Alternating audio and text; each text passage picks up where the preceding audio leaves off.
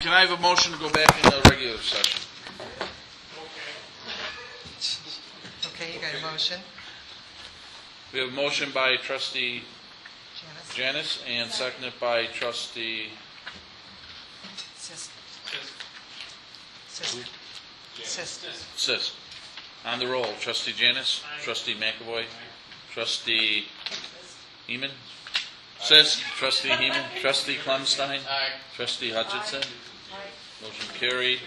And then there was, wait a minute, there was maybe one thing I wanted to mention, huh? You talking about the sheet? Yeah, I'm trying to find my notes. I have it, don't worry. I'm worried.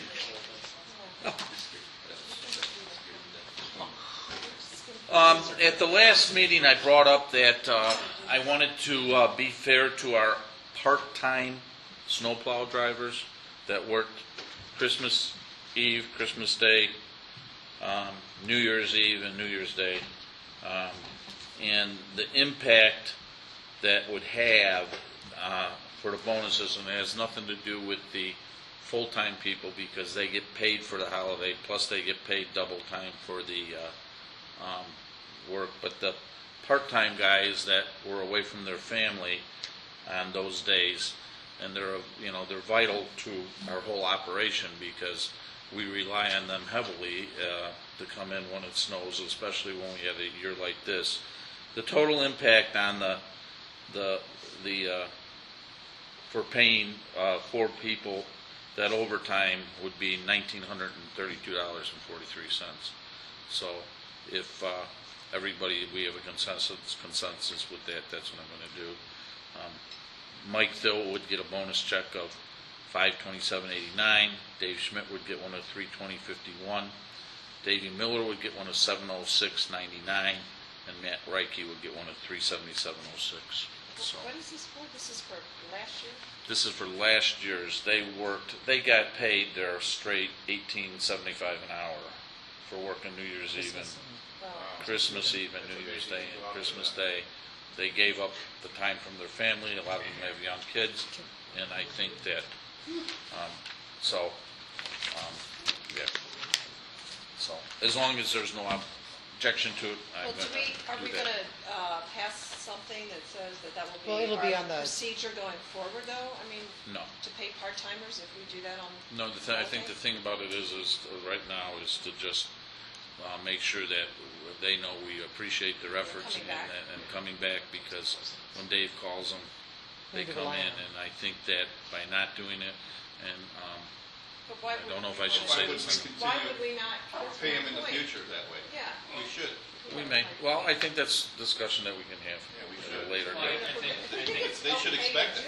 Yes, exactly. So I think what we want to do is make sure that they know they were appreciated and not taken for granted, because when we call them, we needed them this year. But Right. And to Mary Lou's point is that when we ask them next year, they know they're going to get it again.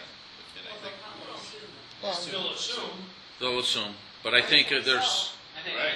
there's other implications of it too, like keeping them happy, and we don't have to, we're being more than fair. Being more than fair is good. It keeps unions and stuff If maybe it's out a of good it. idea, we should have that as a practice. That's So, what I'm saying. but we'll bring that. What did you base that on? What you're paying? Well, What the straight timers would get, what the what full timers would what get. the full timers would get. Oh, Okay, Holiday as far as the anniversary. time and a half onto their. An extra half. Okay, so right. No, they got paid plus they're getting the Time and a half. time and a half. Before I make the dates, Yep. is it like the So they've already been paid the straight time. But I think for giving up those holidays, your other guys get paid for the holiday anyways. Plus they get paid Time and a half. the time and a half. That these guys should get the time and a half. Okay? When is Johnsburg Road scheduled to be shut down both ways? Middle of July. middle of We'll July. know more in about a week or so. So Keith has had the boys in their neighborhood pretty regular. I've seen them hand out probably half a dozen tickets, maybe a few more. I think once they shut that down completely, we should definitely keep this up. Yeah. Maybe step it up. Well, they're going to step it up. There's no doubt about it. We've been given. We started out. We started out with. We started out with warning tickets, and the route has been accepted. The detour route has been accepted by the other detour route that Claudette's been trying to get approved. Has been approved. Yes, it has. It goes into effect. I want to say like right about the first week of July, First before week it of takes July. place, the truck route. The It says truck trucks route. out. Have they stated, Claudette, how close to schedule they are on? It's on their It is website, on- 28%. 28% complete, and they're right on schedule. Yeah, they're on schedule. Despite the weather. So Thank they're- God they got that drainage John thing down Travolta. through that roundabout before that storm came through and it wasn't half done. Yeah. Good God. But What else, everything you else? don't want to. The ditches were full. Yes, they were. You had water in your We front need to yard? adjourn. I don't know. I was at a wedding. I was at this. Oh, We need to we adjourn. had a motion to adjourn, right? Didn't we have? No. No. So move. We do now. Okay, by Mary Lou, Yep. seconded by Trustee McAvoy on the roll, Trustee Janice, Aye. Trustee McAvoy, Trustee Sis, Trustees at 7:12 on the roll. Trustee Janice, Here. Trustee McAvoy, Trustee Sis, Here. Trustee Heeman, Trustee Hutchinson, Here. Chief Von Allen, Lori, You want a pen? Engineer Tim Harding, Special Projects Coordinator Rick Quinn, Village Administrator. Here. Okay. Stand for the pledge, please.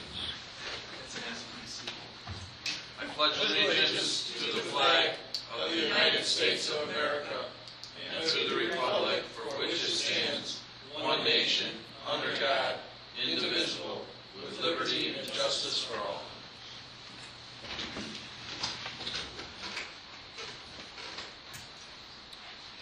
Audience participation, I guess we're not going to have any. Before we go on this, I want to know if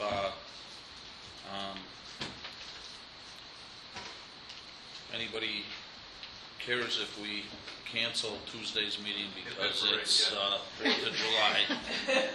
I mean, I know some people want to go up north and some people are going away. So next meeting would be next Tuesday on the 1st. Anybody has a problem with something that they feel is urgent that they want to have that meeting? Okay. The next thing is, can everybody be here on the 24th of July for the committee of the whole? That's a Thursday night? The Thursday night, the 24th of July. I just want to be sure because we're setting up Roker and Viney to come in, and I want everybody to be here for it.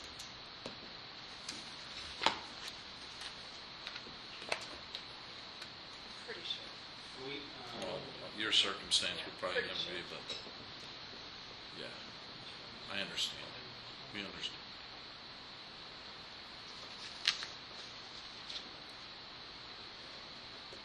We have the calendar. No.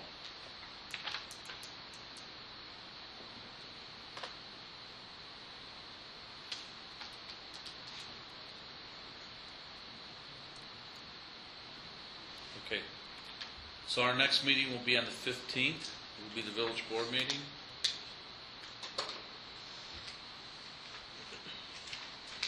And then we will have the committee of the whole on the 24th, and Mr. Roker and Mr. Viney said they could be here for that meeting.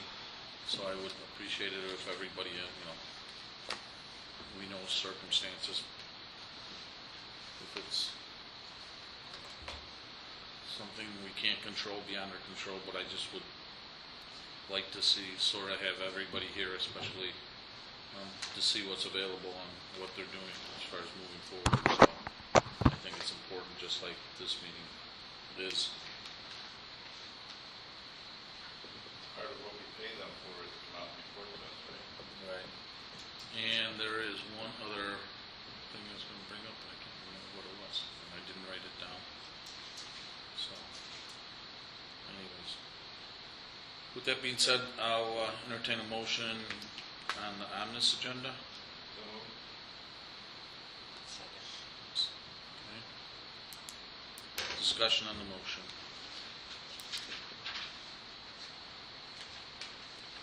On the roll, Trustee Janice, Aye. Aye. Trustee McAvoy, trustees, Abstain. yes. Abstain. Trustee Sisk, Aye. trustee Heeman, Aye. and trustee Hutchinson. Aye. Okay. 2015 budget presentation, Thank you. Lori and Claudette and Mary Lou.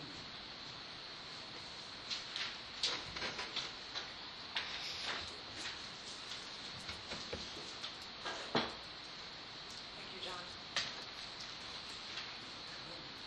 Okay, well, most of you have been through this before, so this is going to look relatively familiar. So I'd like to start out with a quick recap of 2014 so that you can see how we budgeted for the year and how we ended up. And we've divided it into the four funds that we normally report on, which is the general fund, MFT, land and building, sewer and water. And the actual year end, as you can see, for the general fund, we were over budget. And I explained some of that at the last meeting, but just for a refresher for everybody, we know that there was an additional payment to Walmart that came out from the prior year, that came out of 2014, so it was a timing issue with that. We also had some additional expenses in snow plowing, and we had some increase in police salary, which Keith went over and explained last time that we talked about this. So does anybody have a question about those items, or why the general fund is over? Is everybody satisfied with that explanation? MFT, that's an easy one to always balance, because that really comes out pretty much how we planned it. And in this case, it looks like we were over budget. However, we did a little bit more road work than we had initially scheduled or planned for, I should say. So, that's just a complete transfer in, transfer out type of thing. Same with land and buildings, we have that there. And then the sewer and water, we actually came in a little bit under our anticipated expenses on the sewer extension project on Fairview. So sorry. And so, to just kind of highlight some of our accomplishments in 2014, right off the top of our list is the AA upgraded bond rating that we received that everybody is aware of. And we wanted to let you know, in case you weren't aware, some of the advantages of having that type of rating. It's just like a credit rating that you have in your personal life. And first and foremost, it reflects good fiscal management on the part of the village. It does provide for an opportunity when we go out to bond or when we go out to get our insurance quoted that we could possibly garner better rates, just like you would if you have a good credit rating compared to a bad one at home. And then something really notable to mention is that we're the second smallest Illinois community with a AA bond rating, which is very, very rare. So that was quite an accomplishment. Who's first? I don't know. It's a southern community, down south. Yeah. I was just wondering if it was Dixon because they recovered all the money. That is just- Yeah, well, we have been compared to them. Yeah. All right. And then another accomplishment that we've got listed, of course, is that we funded 48% of the general fund capital fund to date, just the general fund portion of that. We've funded 15% of reserves to date. Remember that reserve fund is something that we've set aside, and that has to do with our operating expenses and reserving a portion of our monies for a rainy day type scenario, which in our fiscal policies that you all approved this past year, it reflects our goal of 4 to 6 months in reserves. I think you've heard from the fire department that they have over a year in reserves when Tony Hingham's here to report, but we're striving to get to 4 to 6 months in reserves. And we have a slide later that goes into a little bit more detail. And then another accomplishment was the Fairview Phase 2 sewer construction that you're all familiar with. As I mentioned, we formally adopted some fiscal policies that pretty much were always in place, but we formally adopted them and we're out there on our website so everybody can see part of our transparency. Sidewalk extension projects, we paved 5 miles of road resurfacing.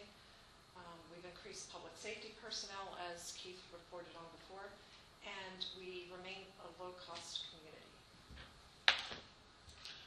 Mary Lou, Claudette, where do we stand on the low-cost community? I mean, I know we were overall tax rate. I mean, when you combined all the taxes, we used to be like second from the bottom, second or third. Do you know about where we We are? have a couple of slides coming up, and we'll Okay. show you that. Okay, So, thank you. yeah, that's a good point. We'll definitely bring that up. So these were kind of what I was referring to the last time we spoke, and I said, please don't get so alarmed with that huge number at the bottom. There's a reason that we're showing that to you, because we want to always remind you and highlight our underfunded categories that we're unable to achieve.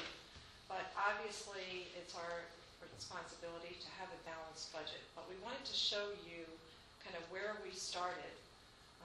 And you'll see over under the expenditures, we had planned to put away $70,000 in reserves. And we have a goal of putting $480,000 away for road resurfacing a year, to spend that rather, excuse me. And we're not doing that. So 430, right? 430. 480 total, but but this is showing kind of the portion that we didn't get Oh, to I that. got We're it. still going to put some in there this year, so the next slide will show you how we got from those numbers of 554 down to 0. So what we did was what we always seem to do, and that is we cut out our road resurfacing, and we don't fund our reserves. So we thought it was important to highlight that. We also, could you go back to the other slide? Okay, and also the capital, transfer to capital fund. You see it's 402. Next slide, you'll see it's down to 348, excuse me.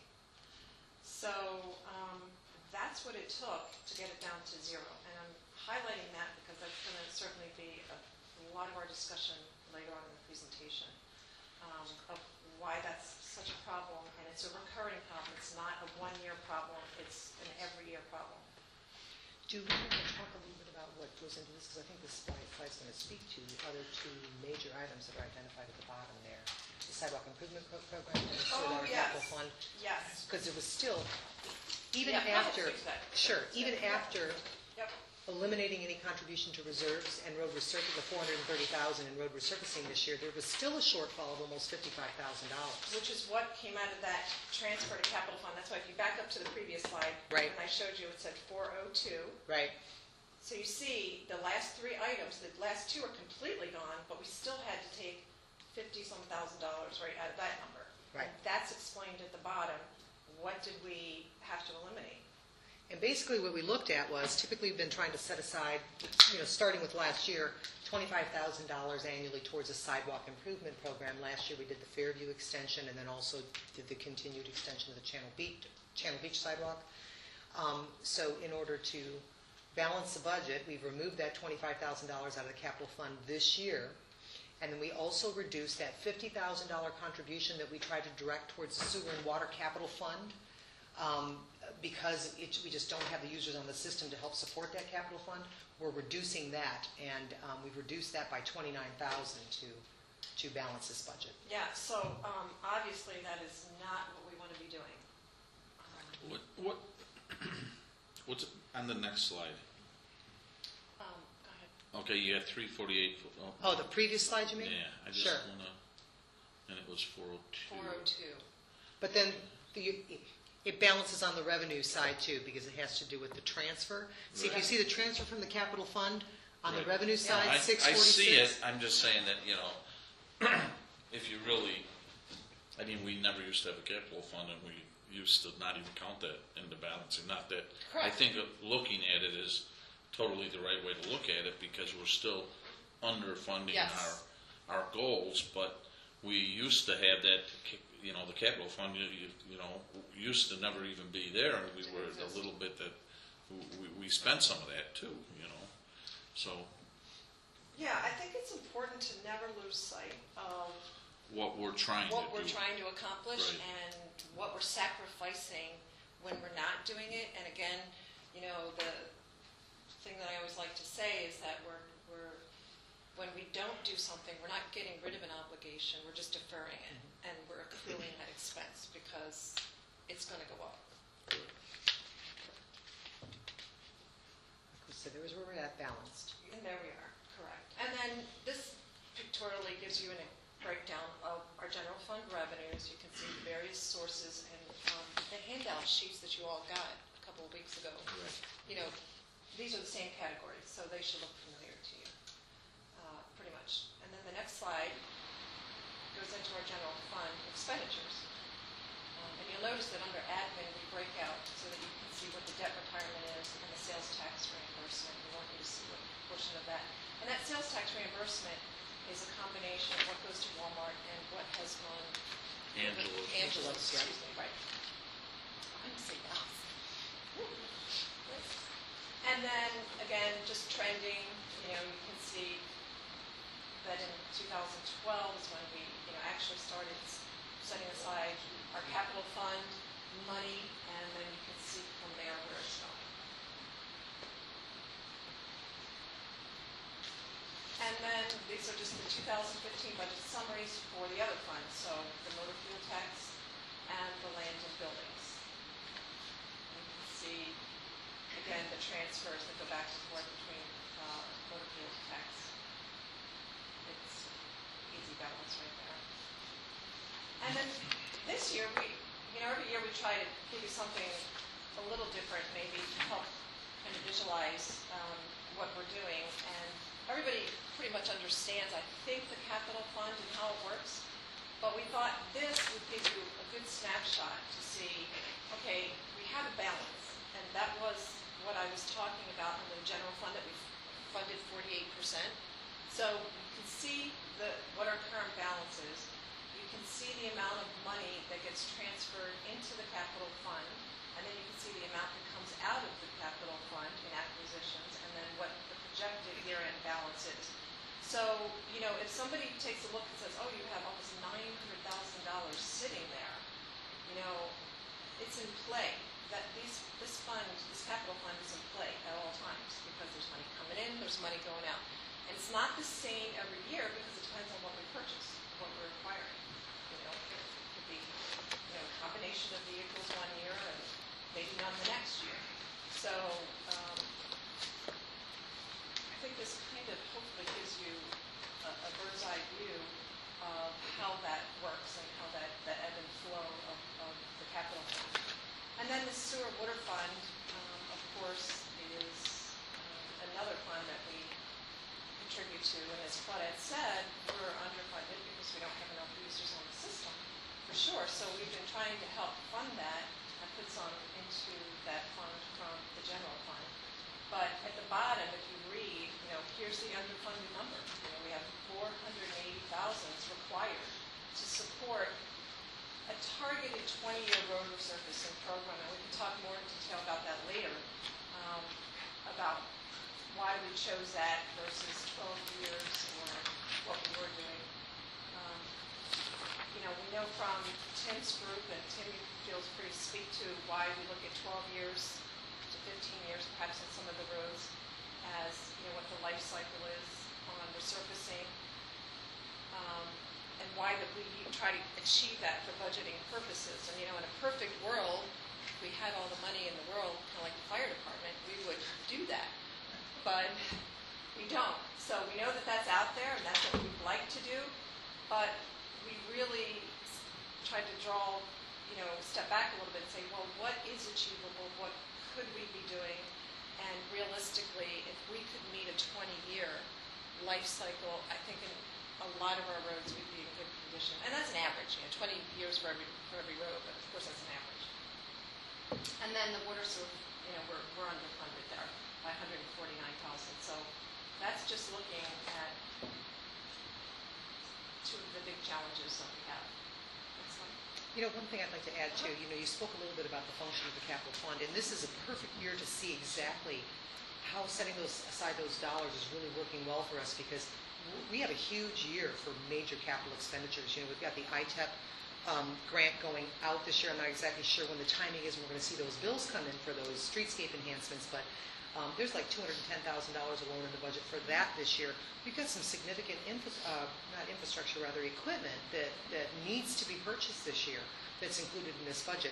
And just to give you an example, last year's capital fund transfer to the general fund in support of projects, including $200,000 in road resurfacing, was $322,000. This year, we're estimating $621,000. So that's, quite a big chunk. If we had not set those dollars aside, we would not be able to be Right. taking care of these projects, replacing needed equipment and vehicles, and addressing our needs. So, go ahead. On the sewer and water, Yes. is that approximately, we're only a year or 2 years behind as to what our goal would be?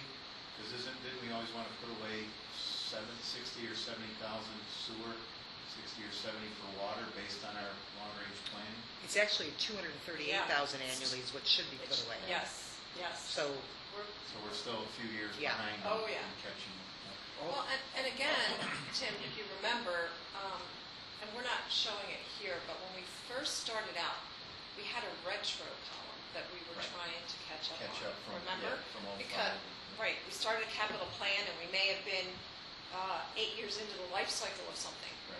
So really, that 8-year proration was, that retro type thing. So, So that bottom line is just the difference of where you want to be at, what you're short this year. yes, So each year it'll keep going.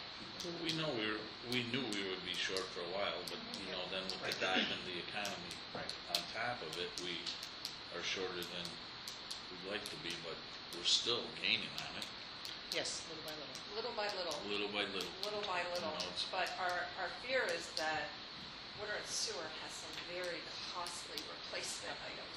Yeah, about year 10 or year 15 is when the pumps and other Yes. major items start to need some care and maintenance and upkeep and treatment and things, impellers and equipment and whatnot, so that's That's why we gotta get more users on it. Exactly. What, as far as, these anticipated capital expenditures coming down the road, how are we on our schedule with our sales tax rebate to Walmart? Probably we have that paid off roughly in 10 years. That's what roughly. we're estimating based on the kind of Right. revenues that we're seeing come in. And I know that they project very conservatively growth each year in those revenues. This is the second full year that we've had so far. And right now, they're right in that area of what we expected them to be early on. So we've roughly got 8 more years of Yeah. rebate money.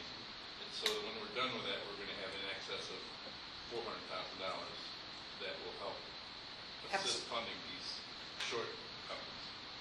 Yeah, we could be obligated out to 14 years, but out to 14 years now. Yeah, but it's- is the limitation. Yeah, well, it's going to be way before that, because the way the scenario works out, it could be as short as 8 or 9, but they have really 10 And years. we actually have a slide that's going to show you how much has been paid to date coming up. Okay, pretty better.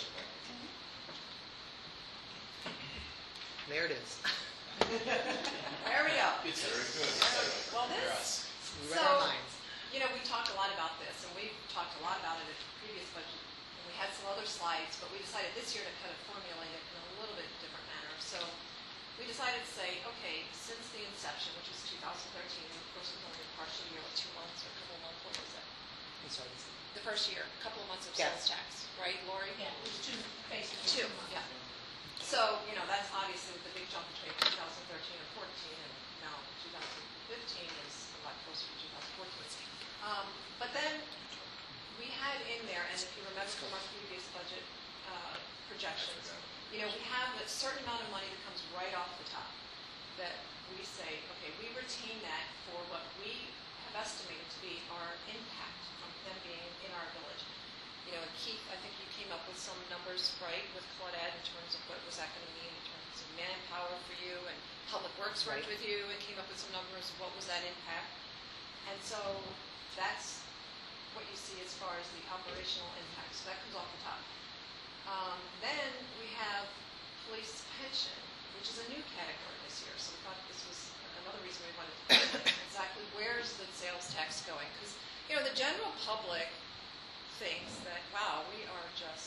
fat on the hog, because now that we have Walmart, we've got all this money to play with. And we're just throwing it at salaries, or we just can solve every ill. And what we think is important is to show people that, it's pretty much spent, money's spent. And so we have this new item of 5555, which is the deficit in the funding our police pension. And we talked a little bit about that at the last time when I threw out the introduction. We'll go into that later in more detail. But in this particular year, we are short that amount. And then we have $43,100 in general fund capital expenditures.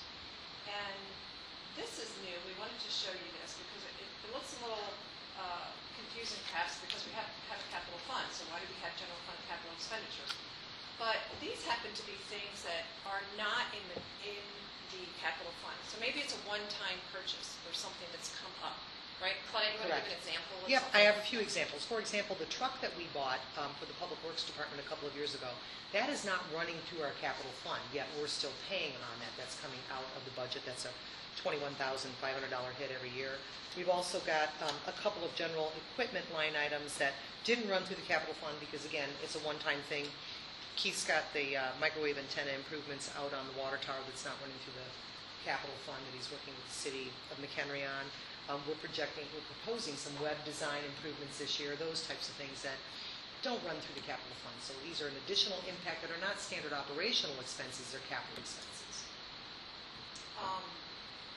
And then we have a portion of our Walmart sales tax that's going to underfunded line items, which we will highlight later. But we have things that we have obligations for that we don't have the ability to pay, so that's what Walmart's contributing to. And then here's what, John, what you were referring to is the economic incentive portion that we pay back to them. And at the very end of the day this year, we're going to have a big whopping $33,000 roughly to support the capital plan. So not like we can rely on that to cover everything that we need. But there's a lot more sales tax that is generated outside of Walmart, roughly $500,000. Right? This is only Walmart. Right. Correct. Only Walmart. Yep. I think what you're trying to do is just show everybody where the Walmart sales tax is going, because I think it's That's fine. good Number one, to, people are, they right. value. And people, and then it's good for us to understand it too. I mean, that's where it is, you know.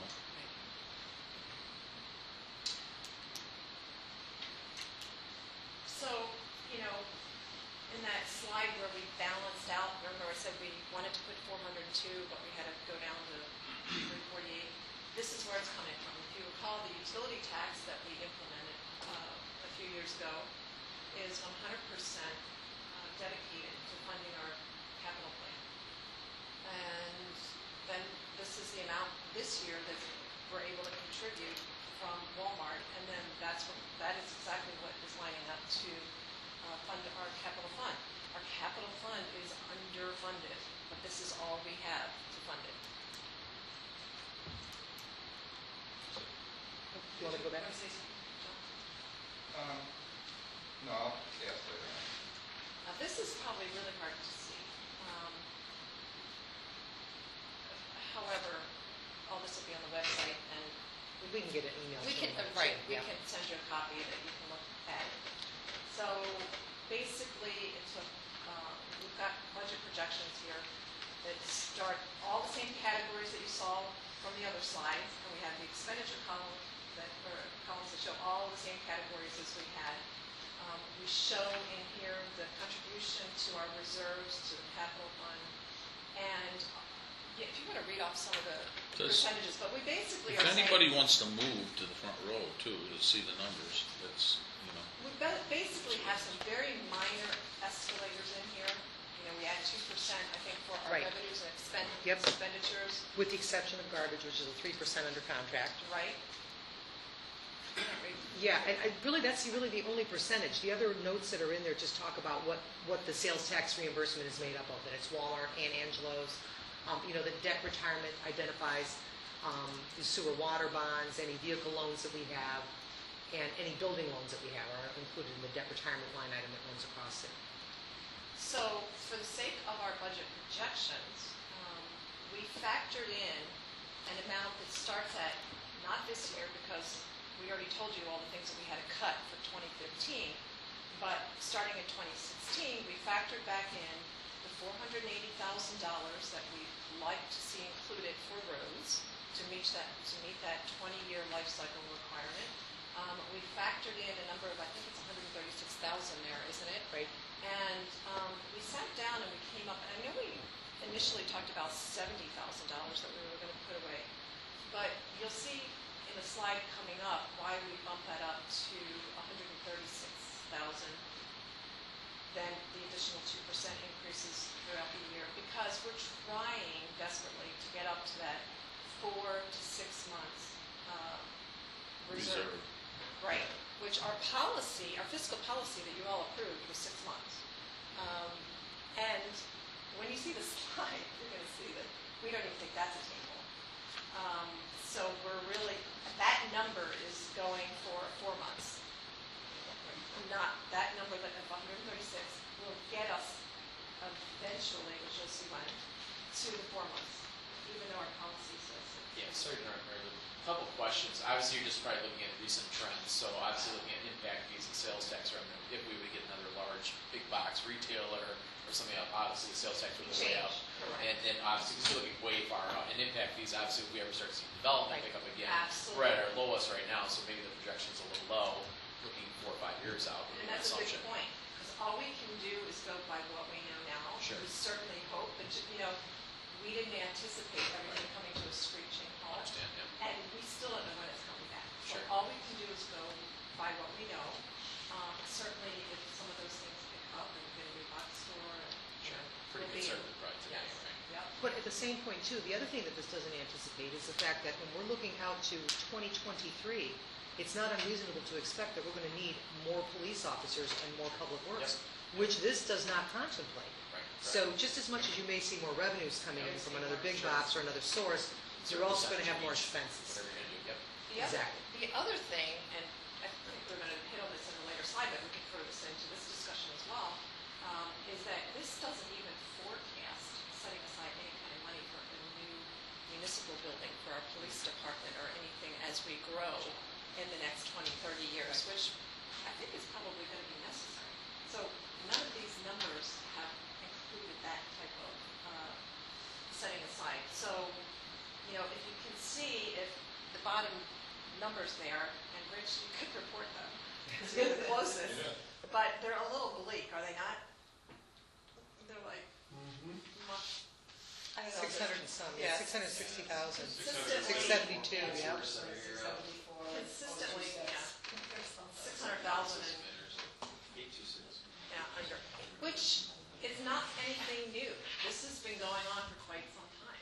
We just always have to, cut our roads and make these adjustments to balance. But we really, we kind of come back to the same discussion every year, but we really need to start looking at solutions for how do we address these, because these are not made up expenses. These are real things that are going to come back to bite us. The roads, I know you all have heard your neighbors talk about the roads and how desperately we need to address those. So these are real life, and nobody operates without having reserves.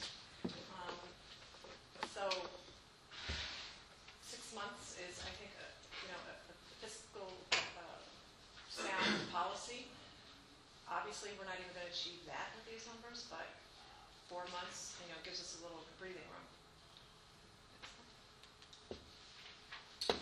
So, Ed, this talks a little bit about our overall community comparison, and I think we did this last year. Yes, we did. We did it last year. Yeah, we kind of did it in somewhat different format, but last year was very much this format. The only difference being that we had based it on a $300,000 appraised value home as an average. This year, we decided to drop it to $250,000, and we got some input, thank you very much, You're welcome. from our resident expert here, who gave us some recent sales data and comparisons. We also went to the tax roll, Census and the data. census data, to see, what the mean was in our community. Right, so we feel pretty safe in saying that the average here is 250. So we decided to ratchet that down a little bit from 300, and now we ran the whole set of numbers again. So we have our community compared to all those other communities. You see, you can see the real estate tax, utility tax, vehicle stickers, which we have abandoned this past year or last year, and then garbage. And so you can see that, of course, everybody always complains about taxes, and rightfully so. We all feel like we pay too much. But when you look at those items and you compare what does it cost to live in Johnsburg, people, I think, have the misnomer, that thought out there that we are really expensive to live in Johnsburg. But this completely defies that. And you'll see by those numbers that we are not. When it comes to, especially in the next slide. Mary Lou, can we go back to that for a second? Yep. The water and sewer is not applicable to every person in the community. No, and Only a few. the note at the bottom, John, says 12% of Johnsburg households are served by village sewer system, and 25 are served by the village water system. So that's why, if you look at that subtotal line, that's kind of the cleanest one, if you will. Yeah. It's really the cleanest. But we thought, Right. for the people that are on water Right. and sewer, Right. I think they would want to know. Right. So Got then it. we I got it. separated that out. I got it, good. I think what happens in that water and sewer category is a lot of those communities you looked at got 80-20 money back in the 70s and 80s, at why McHenry and others had very low sewer and water rates. I mean, we built a brand new plant in Wells and Towers in the early 2000s, and we're still at that. But Tim, when you look at it, Right. they're not that low compared to us, given that consideration. I think Marengo's will change. They just floated 14 million in bonding. That's going to change. All the rates are escalating up in next year once the plant's online. What's going to happen And with McHenry, McHenry's? when they moved their McHenry's South cranking up plant. because we're moving the central plant all to the south plant. They're Right. going to float 20-some million, so We're going to look even better. still look even better. And Harvard's only paying their interest on their. Who is? Harvard is only Pay paying. the interest only? Interest only. Whoa. Yeah, you don't have Richmond up there or Antioch, but they're Their interest only on their SRF loans. Wow. I asked for the amendments too, because they couldn't make their payments. Not even on the interest? And the fun thing about that too is if you look at Spring Grove, that's a better comparison because it's a new system. You know, they're basically a new system too. Yeah, Spring Grove put in more infrastructure, and they put a little 75,000 gallon a day package plant, and that has never been expanded. We put in 1 million, rated at a half. So again, I think we have a lot of good talking points, even though it's Tim, what's the life expectancy of our plant? That's an excellent, of our that's the, treatment plant. Yeah. that's why we, Our treatment plant of steel tanks, the one in Fox Lake is from the 70s, so that's over 40 years old. And again, as we put the money away at the 20-year mark, but the boys out there are taking care of it, too, touching up the paint, keeping it, well run and clean. But those things will last 50-plus years. I mean, there's no reason to take the tanks out Okay, good. because we have cathodic protection. We have all that good stuff. Bricks and mortar plants last, quite a bit longer, but you pay 3 or 4 or 5 times what we pay for that plant. So in the event that we decided that it was time to keep that online and replace it, could you duplicate, what would you do with that? Would you put another one like it alongside? Is there room to expand? At the treatment plant right Well, now, if the tanks fail, if the tanks have to be, you can't. If the tanks, yeah, there is redundancy right now. There's 2 of everything out there. And what Dave does is he shuts one down in the winter, and we run one, the south or the east half, and then we empty out the west half near the burn, and they drain it down, they clean it out. So it's occurring right now, but if we expanded from a half MGD to 1 million, they would add another ring around the clarifier that's out there on the east, and then it can also be completely replicated to the south okay, good. to add another 1 million. Good. And then we even did a little concept plan now they're coming out with newer technology, like what Marengo's doing. You put these sequencing batch reactors in next to each other, footprint's very small, and you could add increments of $250,000 to $500,000. I mean, almost instantaneously. I'm going to Okay, get off the subject. let's a little bit. not get too far off track Well, on that's go. the sewer, otherwise we'll lose track of what we're thinking about. Well, it's important to keep that in mind. Mind, It's yeah. going to have to be replaced. Right. That's in our capital plan. Right. Right. That's- It's in the that's capital the plan. capital plan. That's exactly right.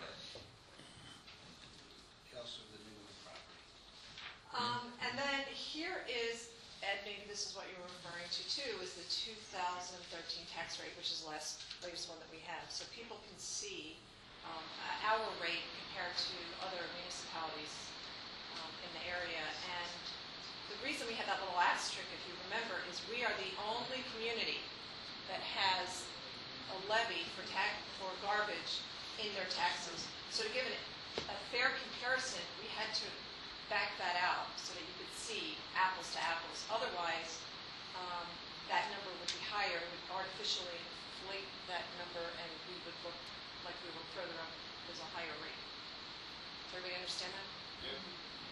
The other thing too, Ed, I wanted to point out, because you made a comment about previous analysis that was done on this, I just want you to note that it's not as if we've moved up the line from that.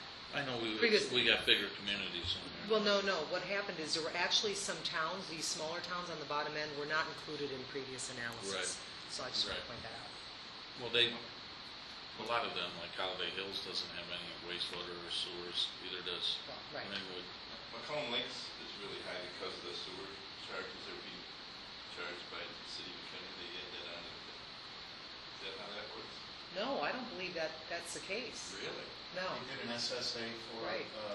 roads and for, I thought, sewer and water.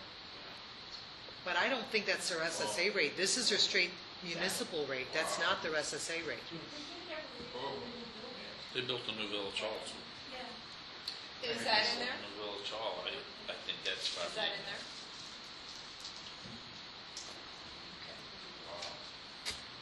And then, of course, we like to throw this slide in because everybody well, I can't say everybody, but we often hear people say how much taxes they pay to Johnsburg.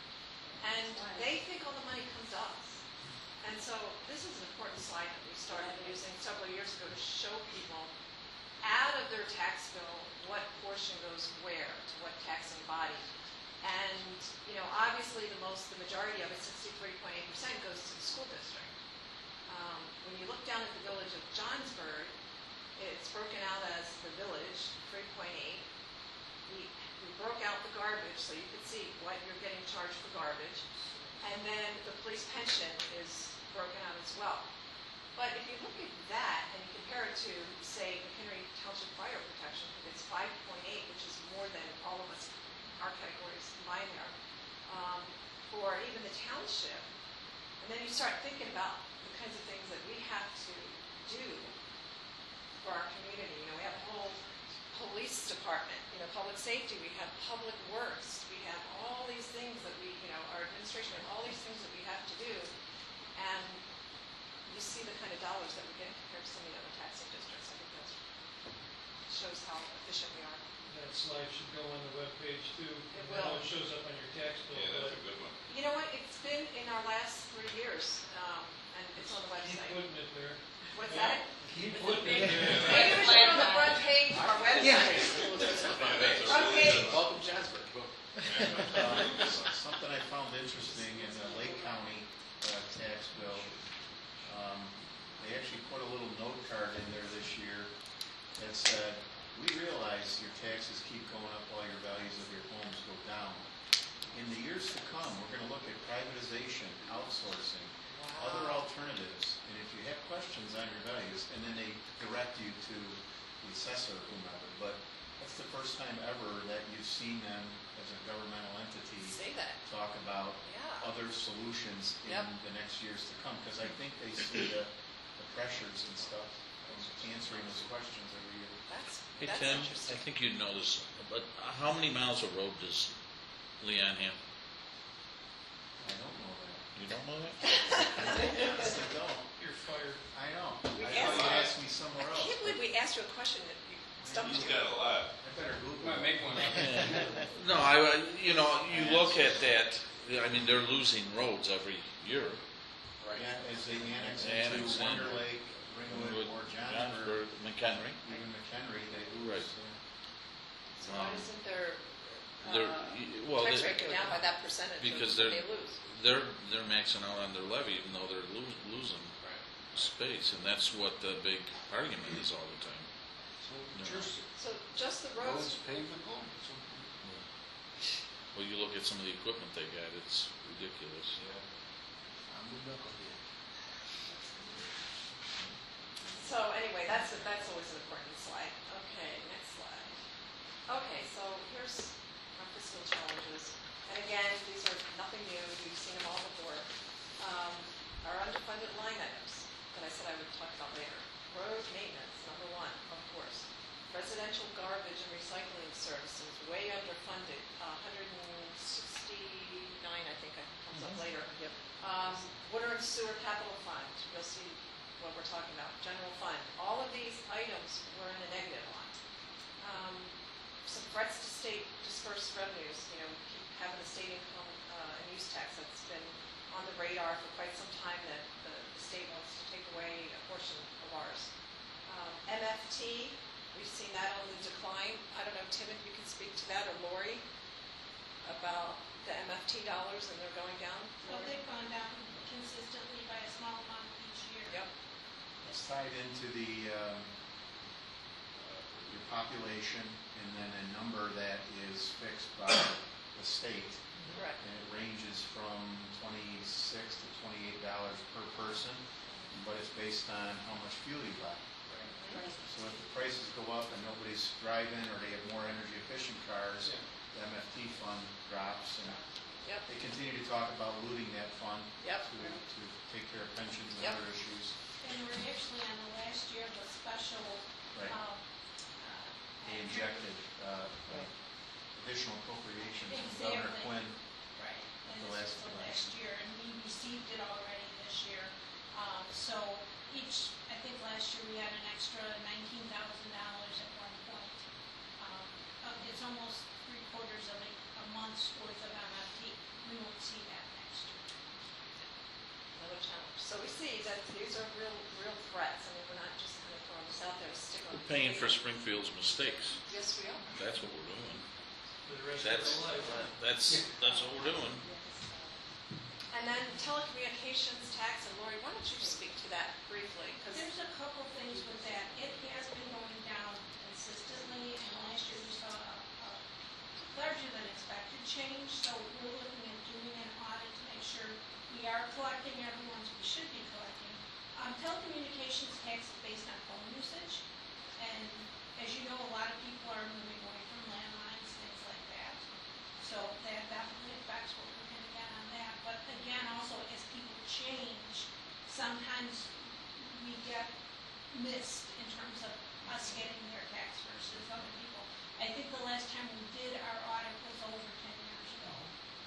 So we are due for something on that. But this is something that's been going down for everybody, just because landline usage has been really bad. And Well, Lori, I since- don't remember, I know we talked about this in finance, but help me remember, did we say that it's on it's on the usage of the telephone, but not the texting portion? Correct. Right? So nowadays, you know, like you look at my kids' phone usage, It's texted. it's like nothing because it's texting. So that's another contributor as to why that we're seeing a Well, decline. plus it's more competitive. Yes. It's a lot more That's competitive true. than it ever Yep. was. You know. Your Yep. phone rates, your mobile Sure, lines, your absolutely. landlines are all more competitive. Yep. What are key fines? Police fines, county. Why don't you speak to that? Yeah. Because we did report on this at some prior meeting, but I think it We have, worth yeah, we elaborating. talked about it a great deal at finance. Finance, You know, right? we have some real concerns about, we're continuing to see a decline in the key fines, which are the county court fines. And when we take a look at the activity, the police activity is on the rise. You know, obviously we have, you know, our more officers out there and there's more things that are happening and everything, but yet the fines are going down. And what our sense is that collections of the fines by the county are actually on the decline. So, and Keith, I know that you said they were even looking at a different agency or something to maybe use for collections. We've talked to McCog about grouping together with the other municipalities, because I'm sure we're not the only ones experiencing this. You did an analysis of our collection rates, right? Right, we did. For finance, yeah. Right. And so we're going to be working, unfortunately, the director from McCog is, she's moved on and they have a new director, so it's kind of taking a back seat for the moment. But now with this new director, we're going to continue working with her to get with the county, get some meetings with the county, and just really reinforce the importance of tightening this up, because there's just no reason for it. Where are these revenues? Does everybody know that the director of McCog, not to change the subject, is our new state representative? Lori? She's not our state rep, No, but she is a state She representative. is an appointed state representative. Right. Yeah. So, obviously, there's some big challenges. What kind of income do we get off those funds? We used to get well over close to easily 120,000. I think this year, what are we at, 70? We're lucky we closed the year at 70, and they continue to decline. Yet activity is going up. So it doesn't make sense. And we got detailed reports. Excuse me, Keith was able to get detailed reports, and you can definitely see that collections are down. We did finally do that, and it was obvious that there was a collection issue. It's not even just the assessment. The assessment's being made, but the actual collection of the assessment. If you recall, a couple of years ago, we started seeing a decrease in the amount of the assessments. And perhaps it was a bit of a sensitivity to the economy and what was happening. And when fines were assessed, they were lessening those fines. But now it's no longer just even the assessment. It's the actual collections. It might be just the plain and simple fact that people don't have the money to pay them. It's The not fines. unusual to see someone paying literally $5 a month Right. to pay off a police fine of some sort, and it might be a several $1,000 fine. So you can imagine how long it's going to take them to pay it off. Right. But if you don't have the follow-through on the collection services, you're not going to get it. Right? So we thought, since we outlined what the challenges were, we'd throw some dollars at it so that you could then see the quantity of those challenges, not just what they were. So residential, garbage and recycling, and this is just, by the way, for 2015. But you can see that these are recurring shortages. It's not a one-time thing. These are not one-time shortages. These are ongoing every year. Police pension we talked about before. If anybody has any questions about any of these, please bring it up now. Our road maintenance, we said we calculated $50,000 that we were going to spend this year, but we should be putting aside this year $480, so we're short $430. We identified already the $439 that we're short for the sewer water capital fund, and then the general fund reserves, we put in zero away, and we've identified we should be putting 136. And it's a grand total of $940,000 shortage. And that number's off from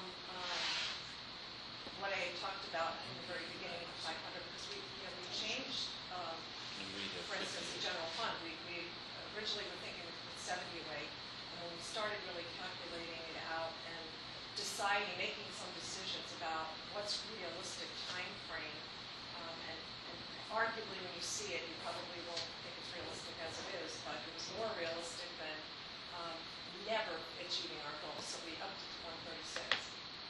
So the garbage recycling service, so we're 169 short, and that's above and beyond what we're collecting.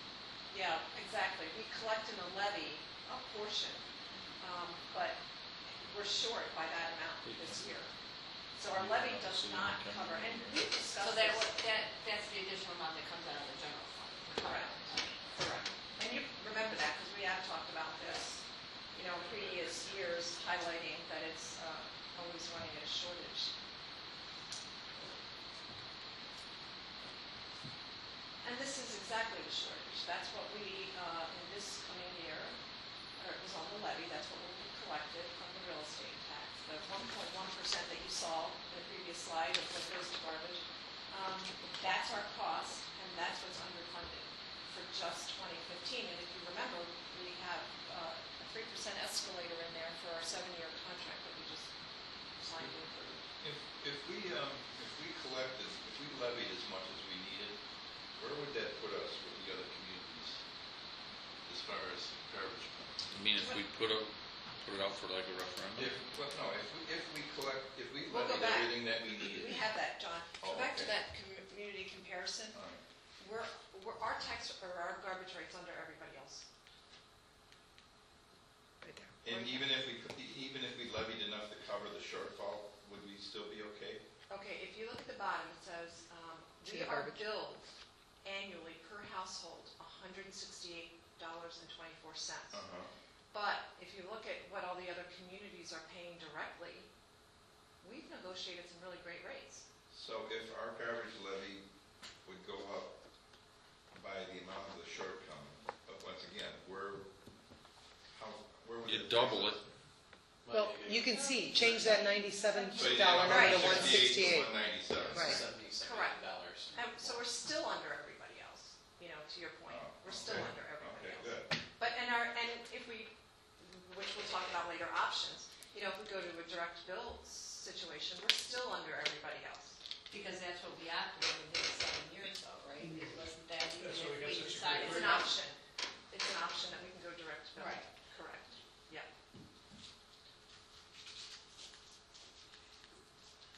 It would be nice to see that number run out and compare it with the 3% in the direct bill running out to 7 years, just to see. Well, we've got a slide Yeah. coming up here. Right, There I know, we go. I know you do.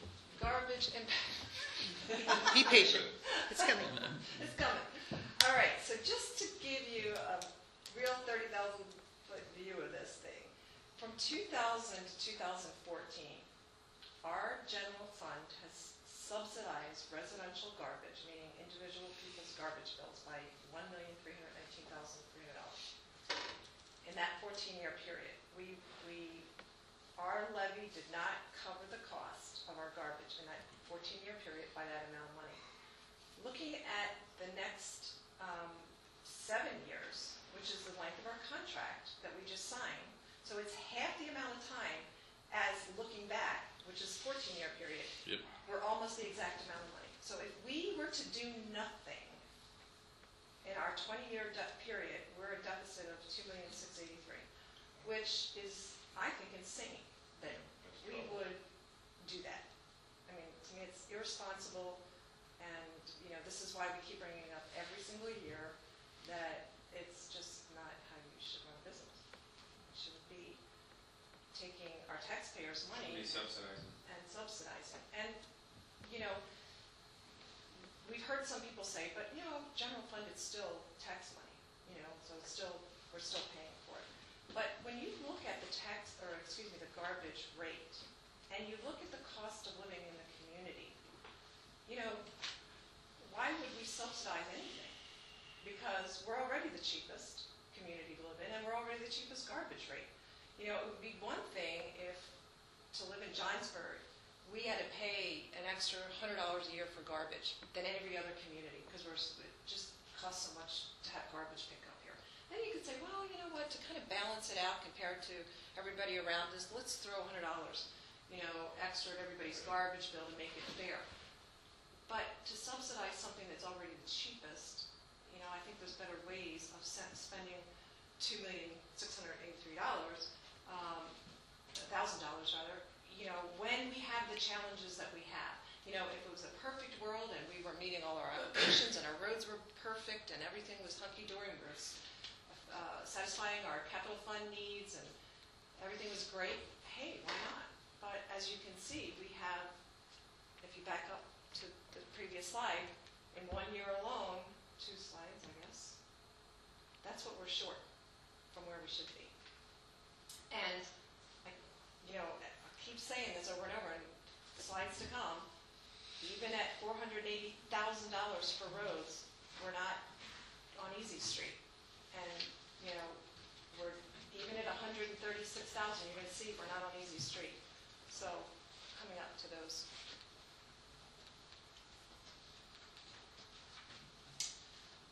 Police pension impact, this is a challenge we have. We already pointed out that we were 55,555, and that really is a number, which is funny. We couldn't believe we saw that number. It really does come out to be that number. But this was where the state of Illinois gave us a really nice shock, right? We have to fund it. All of a sudden, the actuarial figures that, and Lori could speak to this directly, what we were told to use. I don't want anybody to get the impression that we were not funding our police pension, because a lot of towns have it and Right. don't. And they're in bad shape. And they're in bad shape. We funded it 100% of what we were told we had to fund it. Unfortunately, what we were told is now coming out to be not true, right, Lori? Right, I mean, the assumptions that were used by the Department of Insurance and that, they were just unrealistic. You could make that much money and on the money in the way you have to invest it. So, last year they had an independent actuarial study done. I think our number's closer, but the reality is we still are only funding, in these numbers for 8 instead of 10 officers. We don't have the impact of our newest officers in those numbers either. Correct. So this number is not going to be going down in any It's going to be going way, up. shape, or form. Right. It's going to be going up because, as Lori said, 2013 report is what we're using, and it didn't have those 2 new hires that we have in the department. So this number, unfortunately, is going to go up. We don't know exactly what it's going to be, but we know right now, the snapshot, this is what it is. One other thing I'd like to point out too, that unfunded amount would even be greater had the village board not agreed to increase tax levy and direct all of that increase to this particular line item this year. Correct. Oh, that's a good point. Did everybody catch that?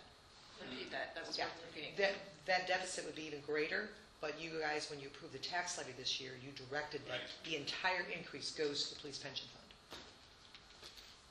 That's a good point. Okay, so here's our resurfacing projections. I don't know if everybody can distinguish the colors, but the top line is based on the optimum wish list 12-year life cycle. Would be great. Maybe, Palm Beach kind of numbers there. We get our roads resurfaced.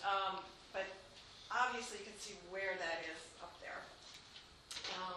And then you look at the 20-year life cycle, which is based off of the 480 that I keep referring to. If we were to shoot for that 480 every year plus 2%, that's the red line in the middle. That's where we want to be. Where are we? Look at the green line. Pretty scary. Now, last year, we had a decent road project, and Kevin, if you want to speak to that and remind everybody what you Yeah, well, we did almost just short of 5 miles. 4.8. It was the biggest one we've ever did. Yep. And you got some great pricing, Tim, right, working with the county and With the township. Township. township. If you've been reading that, the paper was what some of them came back at this year, the towns are freaking out. Yeah, the prices are through the roof already. So it's a good thing we took this year off and pooled our money for next year. Yep. So, in 2015, we had $50,000, and that's primarily MFT money, Right. right? Well, no, that's that's that's extra. above and beyond the MFT, correct. But they're going to be utilizing it in a more substantial patching program Patching, this year. not, right. 50,000 obviously isn't going to get us very far when we're looking at maybe 250,000 a mile, Right. right, for resurfacing. So that's really just about patching. So that's what we're doing. So the number that's represented on that green line is only the money that is being contributed from the general fund towards road resurfacing. Correct. Not MFT. That's exactly right. So, in effect, we do have funds to resurface a certain portion of the road that's higher than what's being reflected. Well, do we have some But average it's- numbers of what MFT is coming? Well, should you have saw done on the slide, I think, what's the budget, $161,000. Okay. Plus the 50. The thing about the MFT thing is I think we can almost count on it to continue to go down Right. for a while until roughly we gets you about- grow in population because we lost two things. The cars are getting more efficient, plus we did lose population. It gets you about 3/4 to 1 mile with the money you have allocated. Against the And, correct me if I'm wrong, but I believe when we threw the 480 out there, that is just a number that we needed above and beyond the MFT Right. to reach the 20-year period. Right. So it's not, John, like the 480 makes the 20-year by itself. It's factoring in the fact that we have an MFT with that. Right. So, And that's, 20 years, that's just kind of pie in the sky. The reason we say 12 to 15 that you saw earlier is that keeps you in that maintenance kind of mode where it's a patch or a quick mill and an overlay of 1.5 or 2 inches. When you get out to 18, 20 plus, you're talking about major milling, reconfiguration of the crowns, grading, all kind of drainage things. So you're Low talking base almost Double. Low base. Double, could right? be Low fair, base low reef, talking almost double, like 10 Yes. So it's really important that we start at least achieving the 20-year. I mean, we just can't go on. I think last year our same type of visual that we did on the graph showed like 50-year plus or something. We're like, oh my God, let's just get rid of our 50-year. I mean, what are we talking 50? We can't, It's not conceivable. yeah, so we can't do this bottom line. We just can't. So we have to come up with solutions. We can't just keep talking about it every year. We have to do something to find ways to fund a road program. And the only way we can get assistance is when the roads are designated as arterials, collectors, or FAU routes.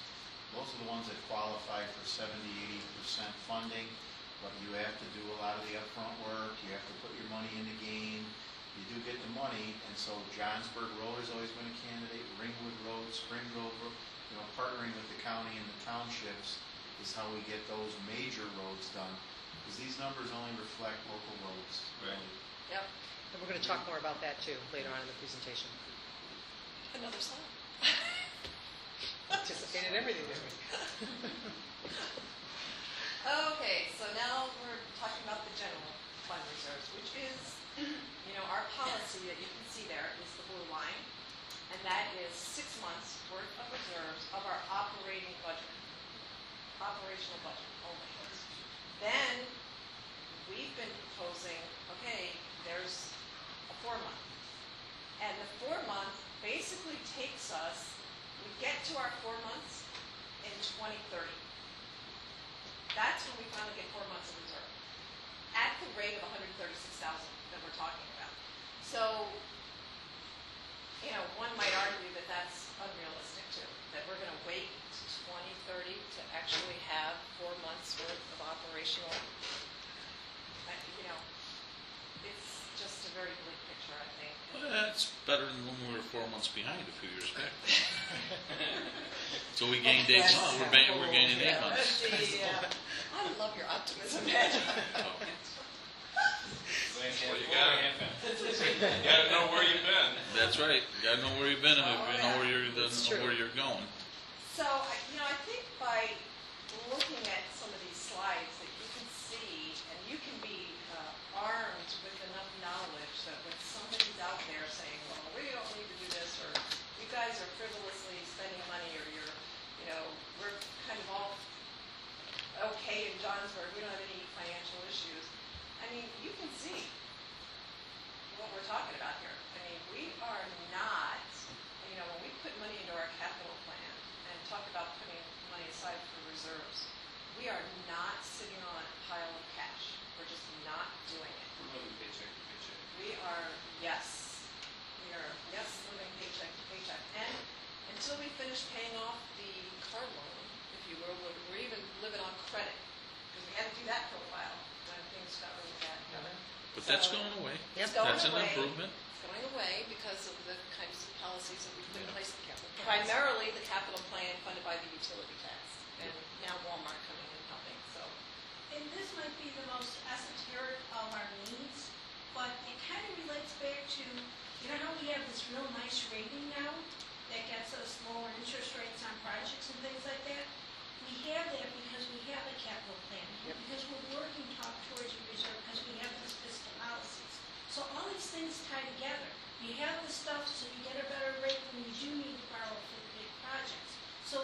hardest one to understand, but it doesn't make it any less important Right. than the other. That's correct. That's right. Good Very point. good point. That's a very good point. Point.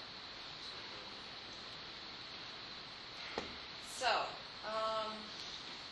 wow, what are some of the things that we've rolled around and talked about at finance as possible solutions? Some of them you're going to see are quite familiar because we've talked about them before. But roads, we keep saying, everybody put your thinking caps on, we got to get creative here.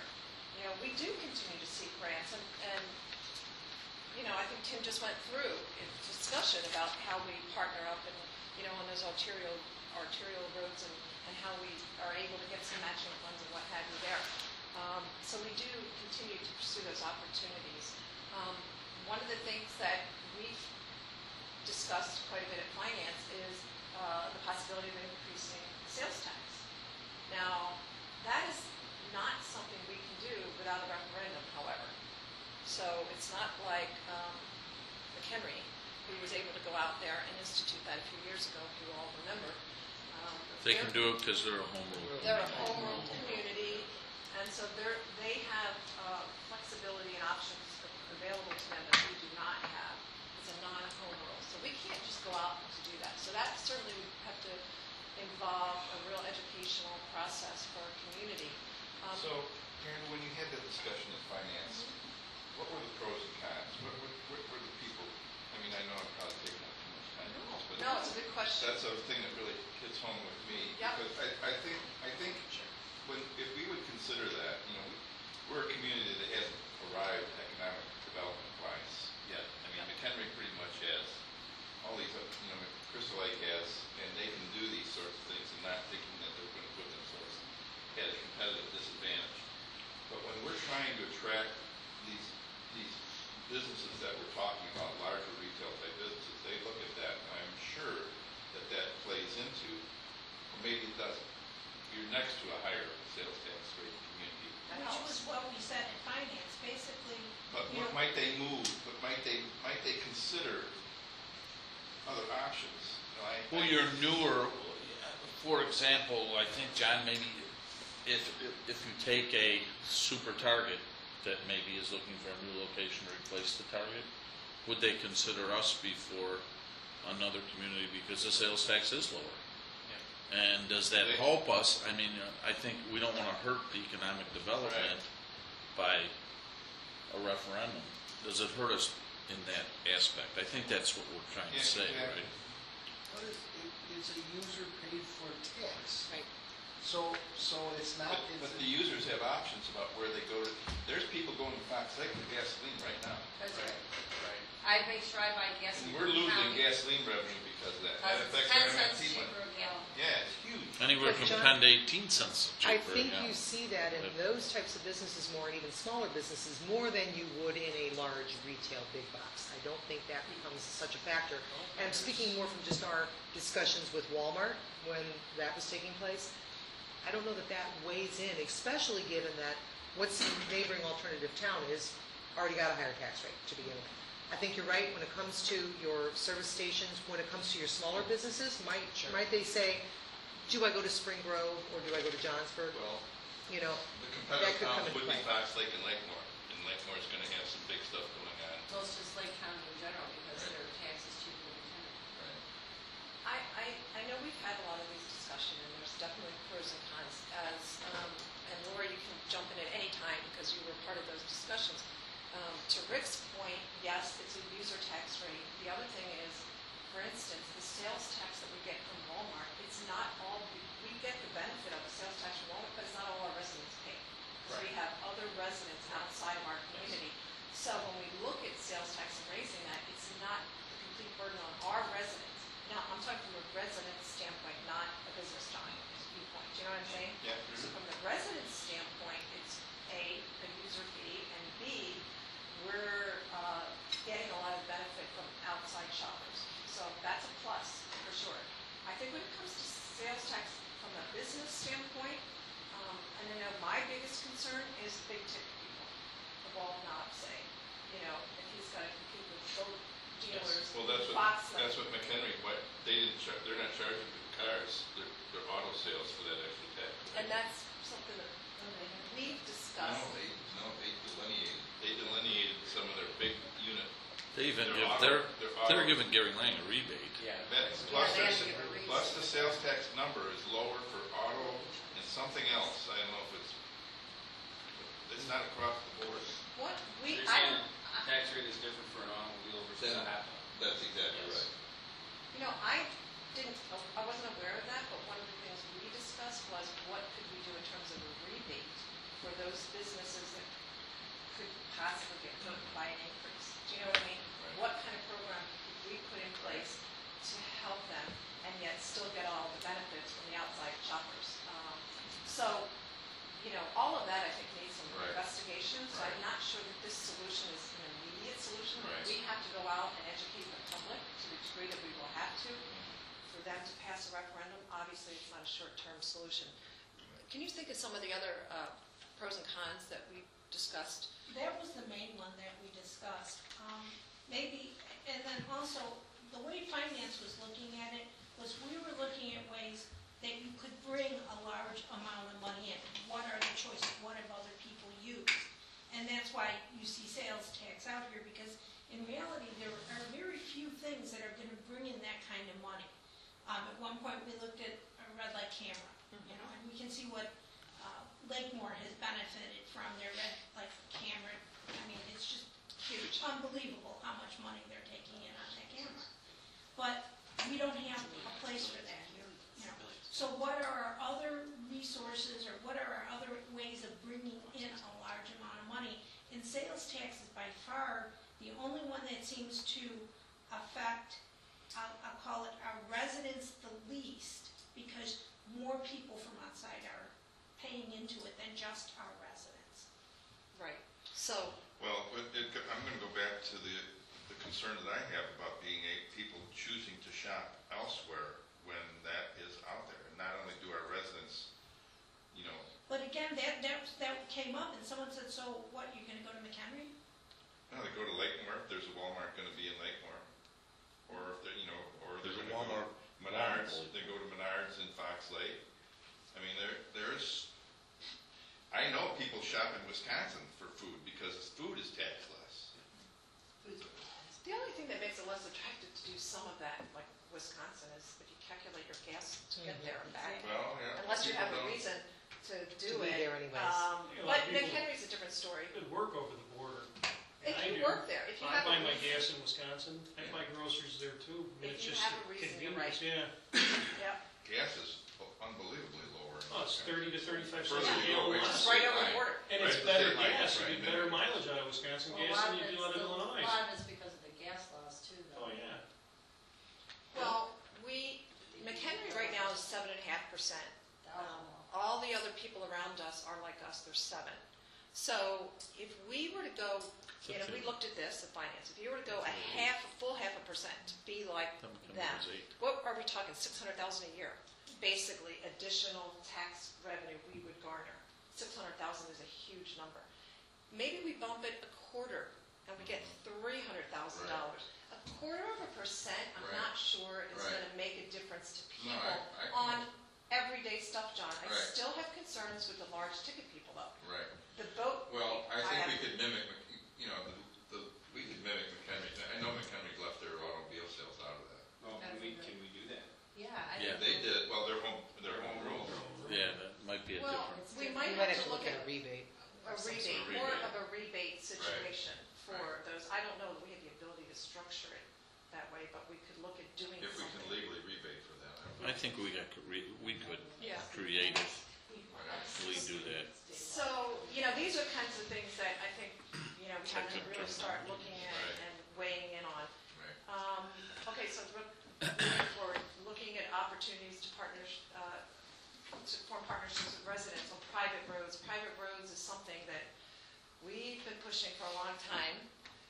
Clay and I have been talking about this for a long time, and we just have started to say, we got to think outside the box here, people. The current way that we do things is not happening anymore. A solution. Rick can attest to all his discussions that he's had with people to prove that, you know, how we've done it before isn't working now. So we're making some some strides this year to do some patching programs for some of those roads that really have like bombed out roads. But long term, I think we need to really look at some permanent solutions and bringing those roads in under our umbrella of public roads. You know, and we can get on a whole discussion of that later, but it's something that I think should be on the radar. But Mary, wouldn't that be an expense option? That's not an income option, right? But it's a road That's gonna resurfacing. that's gonna add a cost. Huge expense. Yes, but again, it speaks to taking care of our roads long-term. And looking for solutions, meaning this is a problem that has been ignored for so long, John, that we're looking for solutions to partnership and to come up with some out-of-the-box thinking. Because it's a we didn't break out private roads as a separate challenge. We just said roads in general. And we just delineated in this bullet point that we have to think outside of the box on those roads as well. But is that an option with the economic conditions that we're facing that you've just showed us? Well, you know what, if we don't start planning and figuring out ways to get there, just like, you know, it was not ever in our economic feasibility to institute a capital plan when we did, right? But we had to find solutions and we did. So we're gonna have to have, what I'm saying though is we're gonna have to have a revenue stream to offset that. But I think you're making the assumption that when we talk about opportunities to work in partnership, you're making an assumption that means the village providing all those revenues. We're not saying that. What we're saying here is looking at different ways. You know, the standard SSA route and saying you got to meet it, it's going to cost you $2 million to bring it back. It's just not getting there. So we got to think of ways, Yes. which also means the resident partaking in that as well. So, yeah. But we have to come up with solutions for those. Creative ways to Yes. support. To make an SSA Yeah. work. To make The financing options to work. right, Exactly. figure it out because it's just not Okay, working the way okay. it was. And, you know, we did some analysis that I wasn't here for, but I think Ed reported on our behalf, which said we had something like 16 or 18% of our residents live on private roads. We cannot, you know, we can't ignore those people any longer. And then, you know, we collected, oh my gosh, I don't have the dollar number in front of me, but MFT dollars. 800,000. I think you'd be Over surprised 20, that when we surveyed those people, how many of them want to stay on private roads because they don't want it to be turned over to the public because of the traffic. Some of them don't. Right, Kevin? Yeah. So, but we have to maintain, I mean, they need to be maintained. I understand. And the property values are affected. Well, I mean, you know, that's where we got to the point where we did this year. I mean, it gets down to a point of public safety. That's It's right. not a And we matter of even brought up- being able to get a fire truck or an ambulance or a police car in some of these neighborhoods. We brought up at the time, it was just right around the time of our meeting, if you wanted to go to Epic Deli in late April, early May, you were taking your life in your hands going down Main Street. Now, here's a business that brings people in from all over the Right. county, and We you have, can't get to it, so and our you people can't get to it, Right. so. Thank you know, God they deliver. Safety one by both. No, that's a good point. So, you know, we just All right. want to say, I guess, that let's not lose sight that we But really have. look for private roads. financing opportunities maybe is what we might put in there, so that. Whatever those solutions are, we're up for everybody's input. We're trying, I think, you know, the whole point is to be aware of it and that we're not Absolutely. making it. And we've improved drastically because we're, like we said before, we're looking at 4 months ahead instead of four months Right. behind. Right. I mean, and that's where we were. So And maybe, you John, got to consider other options. you know. Exactly. and John, just don't think about it just from the money point of it. I think what we have to do is maybe, instead of having a standard like we had in the past of X number of feet, Yes. curb and gutter, drainage, Oh, I'm with you. Maybe in some of these particular situations, you're gonna say, okay, you can never get to here, but if you do this, we'll help you maintain it and still have get still you there. have them put some skin in the game Yep. and then have us have our And- annual maintenance And we're costs moving less. forward to maybe getting them more I mean, just, reasonable. I think that's what Mary Lou's saying, is just start thinking about, maybe there's gotta be some give and take on both sides. It's not all about the money and providing somebody But, Right. a road And for it's nothing. reached a critical mass. Public safety. Really, it has. It's reached a critical mass. I mean, we've got people that are just. I have to understand the dilemma, believe me, and I think people that are on private roads, if we can modify the requirements of how the road needs to be constructed, because we've always had the standard that's way up here, I think that's what we might be talking about. I think that's part of it, Well, for we sure. have, we If have we done, can modify those standards that we all can live with, and Public Works can live with, well, we've, and then they can finance that with that option available to them, where it's not costing, we're not taking money out of it already. John, deficit from- but the thing about it is I think when you say modify, we do modify to the fact that we shrink down in width and we're not tearing down garages, but we gotta have proper drainage, we gotta have a proper road base, Right. or you're never going to be able to keep, you're gonna take on something, and correct me if I'm wrong, Tim, you're gonna take on something that you'll never be able to keep up, because if you can't do it with the road basis and stuff that are done to, That's the and dilemma. not to criticize anything, but a perfect example is, look how many times we resurfaced Chapel Estates. I mean, obviously, something wasn't done properly there to begin with, okay, compared to, you look at the roads in Dutch Creek that are on bad ground compared to something that's on a gravel pit, you know? I mean, those roads obviously were not put in right because ours have held up for years, you know? So, I think when you say modify, I think we do take that approach, Tim, as far as modifying in width, as long as there's good drainage, but I think as far as modifying the requirement of road base and stuff, then we would be putting ourselves in a worse situation as far as long-term reaching that goal of correcting the thing. I think Well, I guess I'm trying to rationalize in my mind how we're gonna do something without it costing us money, Well, because we're already in a deficit situation in but our budget. that's why we have to come up with solutions, John. So they have to finance something You that can't say they can that's not afford. part of the equation. They have to do. I think, They have to have some scale. I think what Mary Lou is trying to say is that we just can't turn a blind eye. We have an issue out there, we know we're gonna have to deal with it. How exactly we're gonna deal with it We don't as we move know forward, the we don't answers really know. But it's something that we have to be aware of And start thinking and about. start working. Well, I agree with that, The you other, know. the other point I do want to make though, John, is that MFT dollars come in from them. We have 16, 18, I don't know, Many, my head. many private percent. road owners have come to us and told us that. Yes, and they have said to us, this village, and we did the analysis that you reported, is it 800 and some $1,000? For 20 years or Over so. Over 20 years, it's 800. This village got from those residents that they didn't see value on. I So- understand what you're saying, the rationale on that point, but I don't know how we would apply that I don't think we have any. based on what the numbers that you just showed us. Just like we couldn't figure out how we were going to pay anything before we had a capital plan. You know what I We mean? have to have another revenue We stream. have to figure out ways, exactly. You know, but And the you- point is to do nothing, well, I'm not even going to say that. Let's just move on with Right, this. I got you. Keep thinking about it, John. I got You know what I'm saying? And Right. everybody, it's not just finance, it's got to be everybody. So now, here's an example, residential garbage and recycling. I showed you that in the last 14 years and the 7 years coming up, we're at a $2.8 million deficit. Hey, maybe that should go towards roads. You know what I'm saying?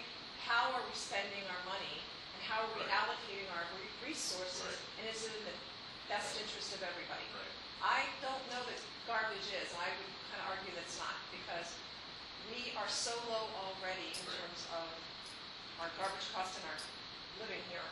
Why are we subsidizing that when our roads are falling apart? Yeah, it would seem like that would be right up at the top of the So, list. yeah, so what can we do there? Well, we could look at pursuing a referendum to increase the garbage level, or levy that you suggested, or we could eliminate the levy, give that portion back off the tax bill to those people, and have a direct bill like everybody else.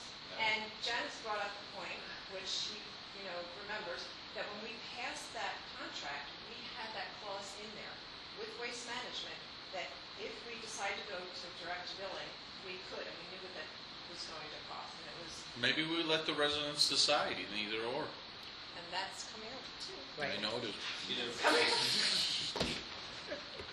Either fully support the levy or That's, do away with it. that's coming up, Exactly. That's coming up. that's coming up. That's coming up. I think that's a good point. So police pension, again, we kind of beat that to death, what can we do? Well, our hands are tied on that too. We can only go to the people for a referendum to increase the levy.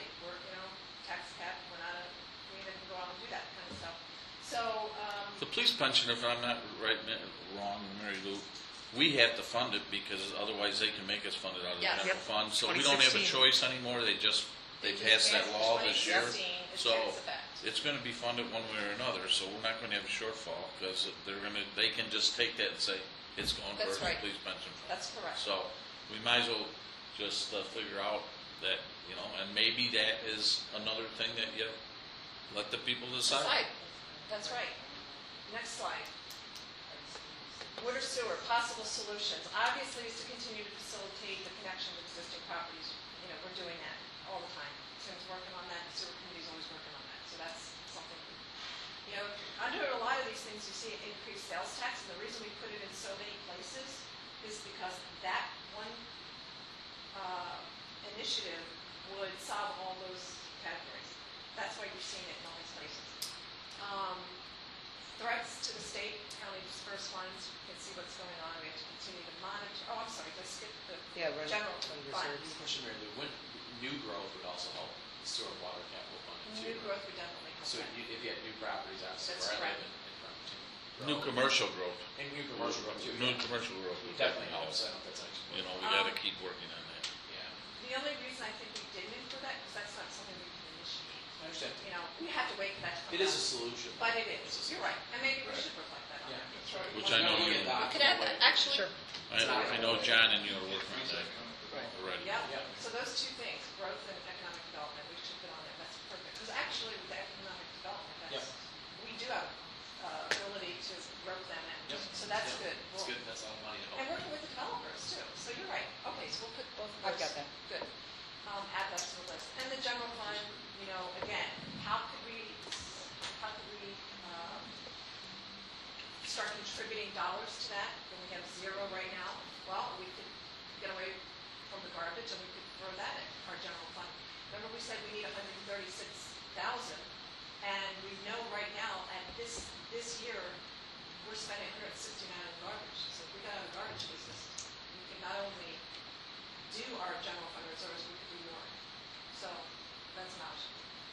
And then just as far as the other dispersed revenues, we continue to monitor and lobby to protect them, which we do. And Claudette does a great job of working with our county officials and all to do that. As Lori said, we're going to be performing an audit of telecommunications tax to see where we are, if we're missing people, anything we can do to tighten that up a little bit and squeeze out some more revenue, we're going to do that. Working with McCog and all those other government agencies to collect, as Claudette said, she was already started with McCog to see if we can't help improve the collections on the key clients. Other solutions, what everybody comes up with, anything they want to tell us, just like you just gave us, you two new things, we'll put in it. Yes. One thing Tim and I just were talking about over here while you were speaking, when Greg came up with increasing new growth to help with the sewer and water capital funds. Yes. Okay, it does not. Okay, the only thing that would help with the sewer and water, the good part of that would be this, would be the sales tax that was generated from new stuff, okay? The sewer and water fund is set up so it's user paid for. Basically, the cost that they're going to pay is going to offset the cost of providing them the service. And because realize, even if they put the stuff in the ground, once they put it in the ground, we still have to take care of it for their ever after. So that fund is structured so it's in and out, it's a balance. But indirectly, it pays for some of the stuff that we Cash- already have. It cash flows some. Real estate tax. I mean, And we get back our portion of the Right. wastewater treatment plant that we Right. fronted. funded, But fronted. it's I cash got you. flow, But it's some of not it was revenue. fixed costs. So it definitely That helps was for- because we've funded that And out we're ahead. reclaiming it. Right. But, and in reclaiming it, you really need to be setting it aside for the growth that you need for. Yeah. So it's not, you know what I mean, that's what I mean, is that don't look at that as a revenue source, that whole system is Right. predicated upon user base. Sure. Okay? And some of it was when I did the analysis for D&G 2 years ago, the fixed costs are so heavy. It's not the variable cost, so that would, eventually growth would help, but you'd have a break-even point where you're right. It wouldn't really be helpful after That's 6 why months. you're seeing towns that were estate communities, Northern Illinois and a few others did a study several years ago that proved that they are not sustainable. The estate communities with 2 lots on 350 feet or 400 Sure, feet of yeah. water Sure.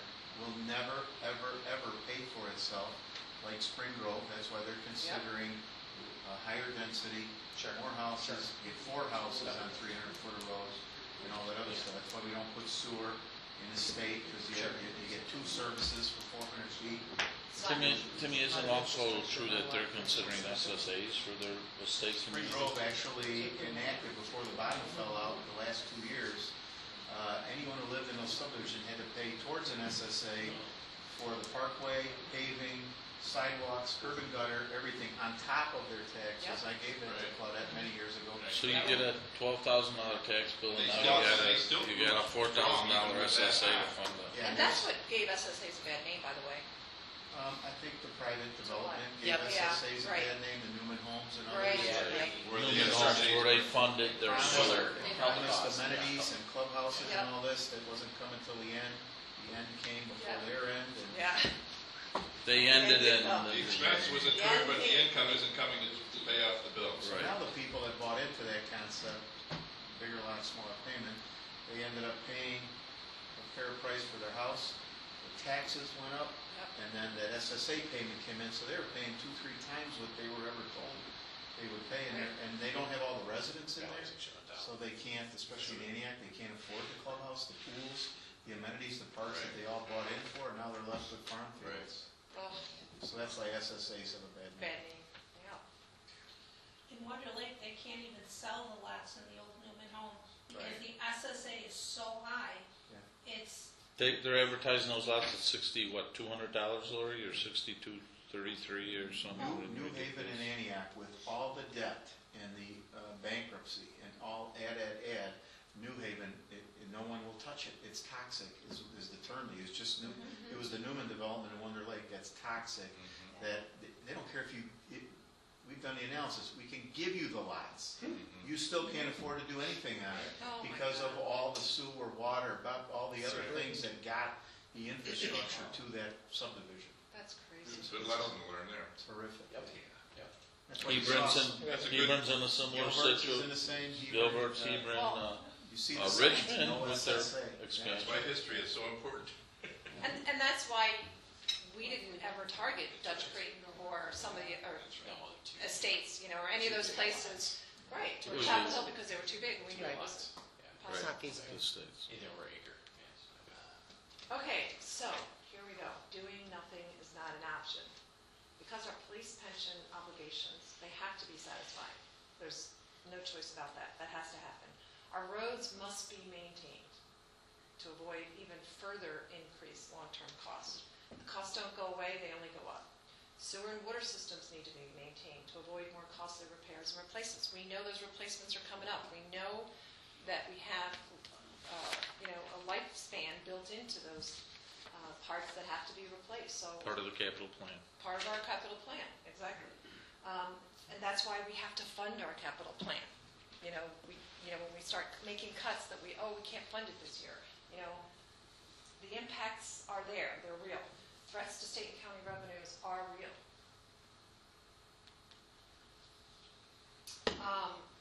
Claudette, Sure. could you speak to these I'd be strategic happy to. initiatives? Well, as we're kind of winding down this presentation, we want to talk a little bit about some of the strategic initiatives that we'd like to implement this next year. One of them is coming in the form of something that's going to come before you shortly, and that is that the county's reached out to us about expanding their McRide program, which is an enhanced mass transit program that's currently running in Woodstock, Crystal Lake, and McHenry. And it would really provide some substantial improvement in the for mass transit in Johnsburg. The cost impact is negligible to the village. So that's one of the strategic initiatives that we're trying to bring forward to the community to provide some enhanced improvements to the area. The other thing that we're looking at, Tim and I are working on getting things in place now that Church Street has been reclassified and is eligible for some funding. We're going to be working at trying to get some funding starting to move forward because that is a bit of a lengthy process. It takes some time. So we'll aggressively do that. We're going to submit this year, and that's for 2017, 18, and 19. Yeah. So you kind of see how far things are out in plan. Which is similar to what it took in time period for our downtown. For the downtown in Johnsburg Road back in Yep. the early Early 90s, took 90s, several right. years. And quite honestly, but it'll be time for us to start putting that back in Right. too, before you know, it, for another The lap, resurfacing, The surface repro, for Right. Johnsburg Road. for a lap What did we grant. do last year in patching in Johnsburg Road alone? Like 60,000, right? Yeah, we did a ton of patching in Johnsburg Road. Just cut and patching.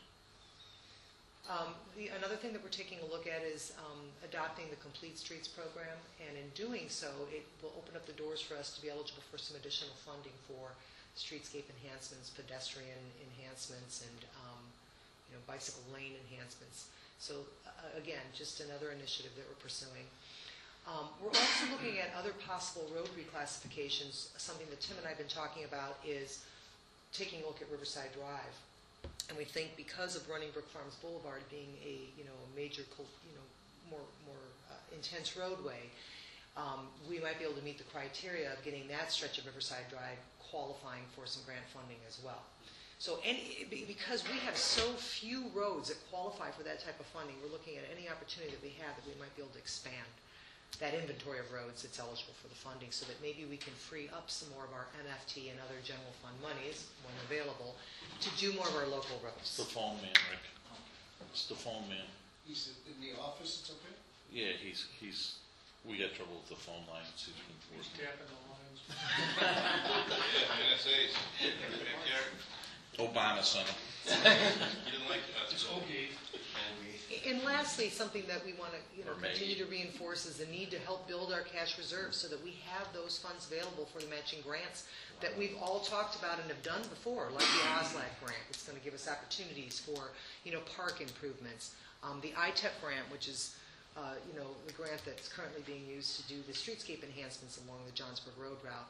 And as you guys are well aware, even the federal funding that we get for sewers requires a matching component. So it's so important that we have those reserves in place so that we have those dollars available when an opportunity arises. Yeah, one thing that's changed over the past few years is they used to proceed out ahead of to go for grants like Church Street, and then they would fill out all the forms and say local matches this and local matches that. Well, many towns got the funding, and then they don't have their match. And then the money's been allocated, and then it's got to sit there for years, and it never gets used. That happened in towns all around us here, and then it finally takes 10 plus years, and it finally goes in the pot, and then it's gone from somebody else. So now the first thing out of their mouth is, it's a local project. Did you finish your phase one? Do you have your local match? Yes. You get right in the queue, and you're off and running. You're miles ahead of other towns in competition for that same money. Well, and I think an important thing to note is we have a very good history of showing that we've always done that.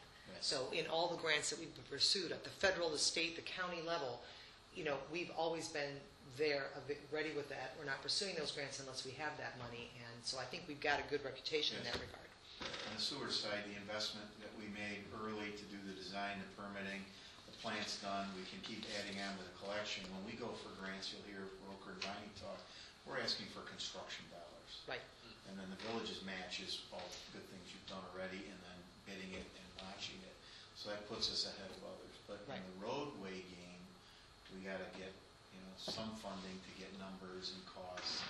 Right. And get the phase one or environmental side of it taken care of, make sure it's clear. Good point. Points.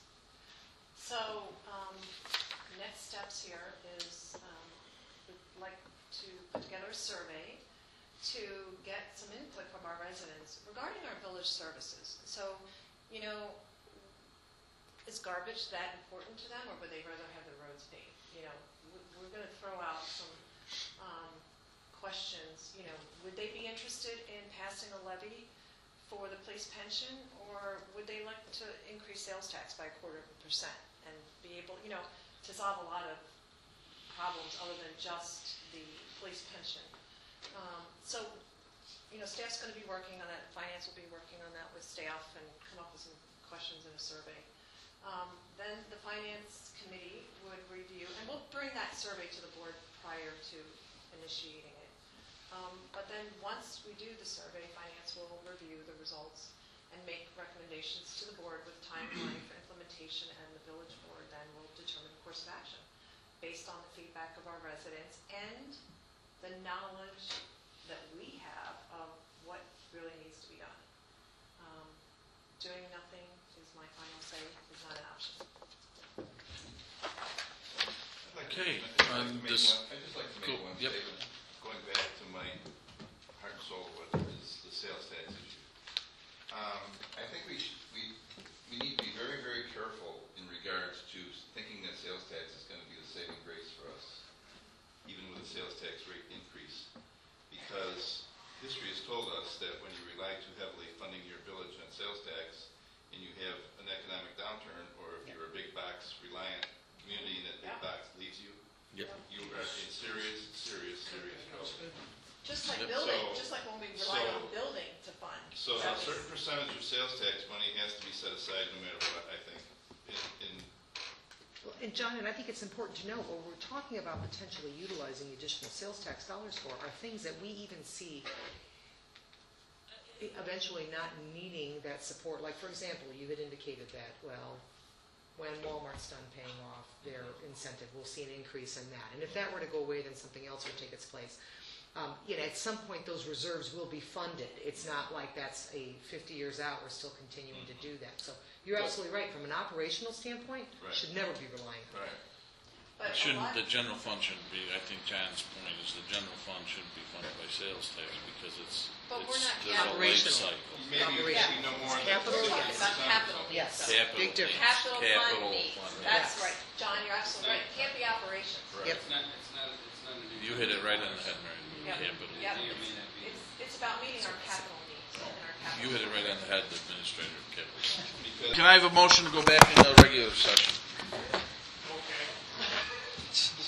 Okay, you got a motion? We have a motion by trustee Janice? Janice and seconded by trustee Sis. Sis. Sis. Sis. On the roll, trustee Janice, trustee McAvoy, trustee Heeman, Sis, trustee Heeman, trustee Clemstein, trustee Hutchinson. Motion carried. And then there was, wait a minute, there was maybe one thing I wanted to To mention. mention, huh? You talking about the sheet? Yeah, I'm trying to find my notes. I have it, don't worry.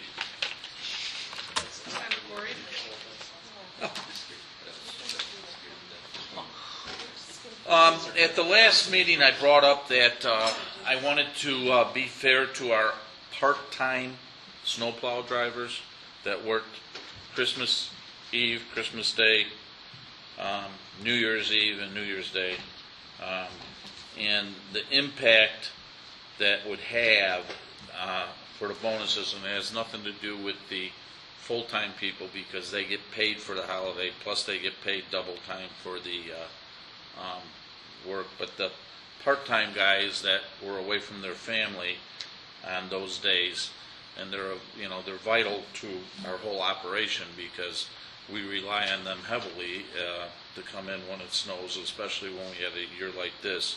The total impact on the for paying 4 people that overtime would be $1,932.43.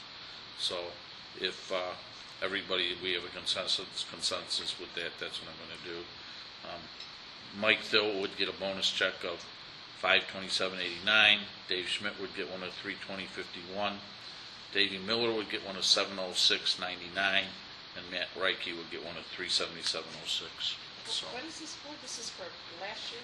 this is for last year's. They got paid their straight $18.75 an hour for working New Year's Eve and Christmas Eve and New Year's Day and Christmas Day. They gave up the time from their family. A lot of them have young kids, and I think that yeah.